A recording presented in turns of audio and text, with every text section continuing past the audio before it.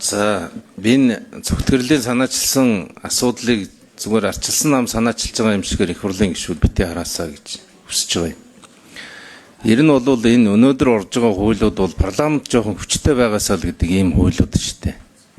Тэгэхээр Монгол Ардын намын гишүүд энэ юмнууд дээр нэг жоохон хариуцлагатай хармаар байна. Булармаа гишүүнэ. Ийм болоод байна. Үнэхээр мэдлэг чадалтай залуучууд их хурлд орж ирсэн. Яг үндэ өнөөдөр тэр улсуудын хэрэг гарахгүй байна. Гарахгүй байгаа үндсэн шалтгаан бол намын бодлого гэдэг зүйл бол үнэхээр хайрцагч байна. Тэгээ энэ бол аль ч үед бол тохиолдох юм байна. Хэн ирэх барьж байгаагаас үл хамааран. Жишээлбэл нүүрсний сонсгол хийсэн. Үрдэн байна уу? Та хэд бодох хэрэгтэй. Эмийн сонсгол хийсэн. Үрдэн гарсан уу? Ковидын сонсгол хийсэн. Үрдэн гарсан уу? Тэр түлшний сонсгол хийсэн. Ямар их мөнгө хулгайлсан байна түлшин дээр. Тэгээ одоо сүүлдээ бол тэр түлшнээс маш их хар тугалга илэрсэн байдаг гэдэг ийм дүгнэлт гараад хариуцдаг эзэн байхгүй.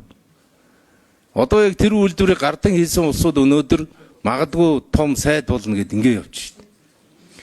Тэгэхээр бол парламентын нэр хүндийг бид нар ингээд аваад явъя, цаашаа энэ засаглалаа жоохон төгөлдржүүлээд явъя гэх юм бол яг өнөөдрийн Монголын орчноо бид нар мэдрээд хяналтаа бол цөөнхөн хийгээд явах нь зөвөө.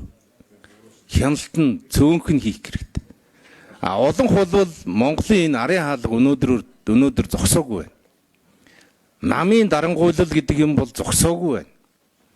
Тэгээ бид ингээд бодит байдлаа хараад энэ цаашид бол хяналт гэдгийг сөрөг хүчин хийдэг тэр эрх мэдлийн өгж явахгүй бол ерөөсө болохгүй шүү. Одоо бид нар ковидын сонсгол хийх гээл хөөрхий бэсэн гişүн гүгээд байсан. Нэг ч материал өгөөгүй шүү дээ. Мэдээллийн хомсдолд оруулж байгаа байхгүй. Гэтэл төр хороог яг удирдаад хөдлөөд тэр нь гэхдээ одоо Герман энтер бол 3-4 жилээр давж төр хороо ажиллаж шүү дээ. Тийм байдлаар жоохон ажил хэрэгч байдлаар асуудалд хандаасаа гэж бодож байгаа юм. Түүнээс цогтгэрл нэг арчилсан намаас нэг төр хорооны дарга тавих гээд ч юм уу. Эсвэл албаартаж ингэж ус төр хийх гэсэн зүйл энд бол байхгүй шүү гэдгийг эрхэм гишүүд минь ойлгож ухамсарлаж энэ асуудлыг шийдэж өгөөч гэж хүсэж байна. Баярлалаа.